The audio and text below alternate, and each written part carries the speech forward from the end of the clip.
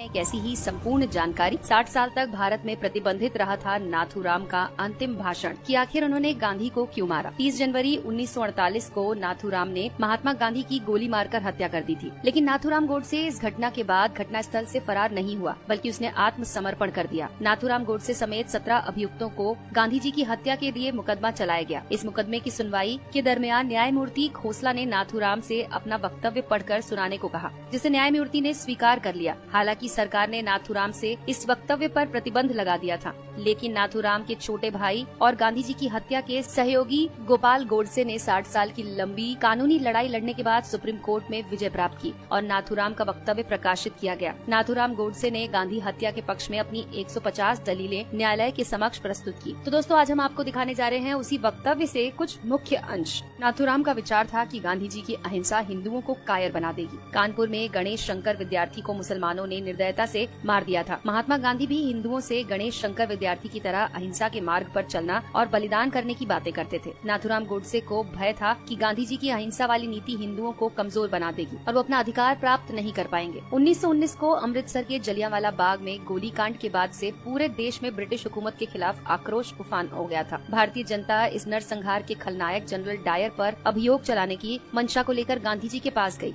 लेकिन गांधी जी ने भारतवासियों के इस आग्रह को समर्थन न देने का साफ साफ कह दिया। महात्मा गांधी ने खिलाफत आंदोलन का समर्थन करके भारतीय राजनीति में सांप्रदायिकता का जहर घोल दिया। महात्मा गांधी खुद को मुसलमानों का हितैषी की तरह पेश करते थे। वो केरल के मोपला मुसलमानों द्वारा वहाँ के 1500 हिंदुओं को मारने और 2000 से अधिक हिंदुओं को मुसलमान बनाए जाने की घटना का विरोध तक नहीं कर सके। कांग्रेस के त्रिपुरा अधिवेशन में नेताजी सुभाष चंद्र बोस को बहुमत से कांग्रेस अध्यक्ष चुन लिया गया, किंतु गांधी जी ने अपने प्रिय सीतारमैया का समर्थन दे दिया। गांधी जी ने सुभाष चंद्र बोस से जोर जबरदस्ती करके इस्तीफा देने के लिए उन्हें मजबूर कर दिया। 23 मार्च 1931 को भगत सिंह, सुखदेव और राजगुरु को फांसी दे दी गई। गांधी जी कश्मीर के हिंदू राजा हरि सिंह से कहा कि कश्मीर मुस्लिम बहुल क्षेत्र है, अतः वहाँ का शासक कोई मुसलमान होना चाहिए। अतएव राजा हरि सिंह को शासन छोड़कर काशी जाकर प्रेषित करना चाहिए। जबकि हैदराबाद के निजाम के शासन का गांधी जी ने समर्थन किया था, जबकि हैदराबाद हिंदू बहुल क्षेत्र था। गांधी जी की नीतियाँ धर्म के साथ बदलती रहती थीं। उनकी मृत्यु के बाद सरदार पटेल ने सशक्त बलों के सहयोग से हैदराबाद को भारत में मिलाने का कार्य किया। गांधी जी के रहते ऐसा करना संभव नहीं होता। पाकिस्तान में हो रहे भीषण रक्तपात से किसी तरह से अपनी जान बचाकर भारत आने वाले विस्थापित हिंदुओं ने दिल्ली की खाली मस्जिद में जब आश्रा स्थायी रूप से लिया, तो मुसलमानों ने मस्जिद में रहने वाले हिंदुओं का विरोध किया, जिसके आगे गांधी जी नतमस्तक हो गए और गांधी जी ने उन विस्थापित हिंदुओं को, जिनमें बूढ़े, स्त्रियां और बालक अधिक थे, मस्जिदों से खदेड़ दिया। बाहर ठिठुरते सर्दियों में रात बिताने पर उन्हें मजबूर किया गया। महात्मा गांधी ने दिल्ली में स्थित मंदिर में अपनी प्रार्थना सभा के दौरान नमाज पढ़ी, जिसका मंदिर के पुजारी से लेकर तमाम हिंदुओं ने विरोध किया, लेकिन गांधी जी ने इस विरोध को दरकिनार कर दिया। महात्मा गांधी एक बार भी किसी मस्जिद में जाकर गीता का पाठ नहीं कर सके। लाहौर कांग्रेस में वल्लभ भाई पटेल का बहुमत से विजय प्राप्त कर गए, किंतु गांधी जी अपनी जिद के कारण ये पद जवाहरलाल नेहरू को दे गए। गांधी जी अपनी मांग को मनवाने के लिए अनशन, धरना, रूठना, किसी से बात न करने जैसी युक्तियों को अपनाकर अपना काम निकलवाने में माहिर थे। इसके लिए वो नीति अनीति का लेश मात्र भी विचार नहीं करते थे। 14 जून 1947 को दिल्ली में आयोजित अखिल भारतीय कांग्रेस समिति की बैठक में भारत विभाजन का प्रस्ताव अस्वीकृत होने वाला था, लेकिन गांधी जी ने वहां पहुंचकर प्रस्ताव का समर्थन रखा। ये भी तब जबकि गांधी जी ने स्वयं ही ये कहा था कि देश का विभाजन उनकी लाश पर होगा। न सिर्फ देश का विभाजन हुआ, बल्कि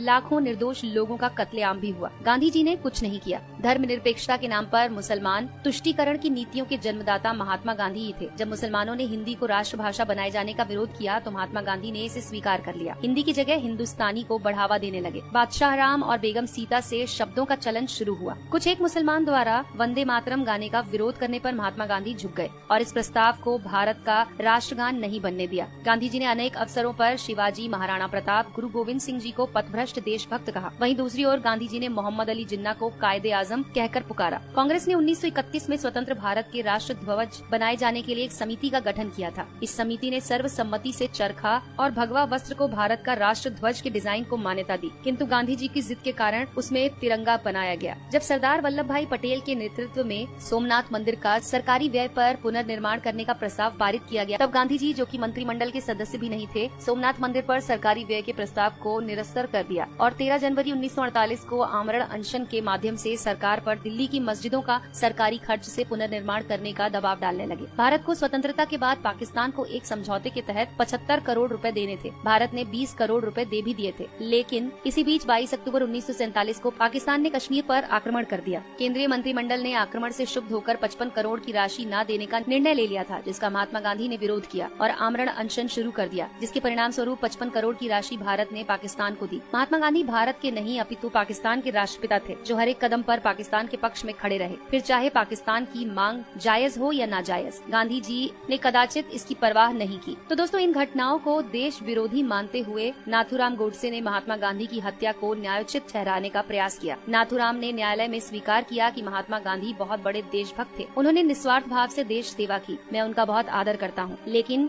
किसी भी देशभक्त को देश के टुकड़े करने के, एक संप्रदाय के साथ पक्षपात करने की अनुमति नहीं दे सकता हूँ। गांधी जी की हत्या के सिवाय मेरे पास कोई दूसरा उपाय नहीं था। तो दोस्तों, अगर आपको ये जानकारी पसंद आई हो तो इस वीडियो को लाइक कीजिए और अपने दोस्तों के साथ शेयर कीजिए। दोस्तों, आपको हमारी ये वीडियो कैसी लगी हमें कमेंट सेक्शन में जरूर लिखकर बताएं।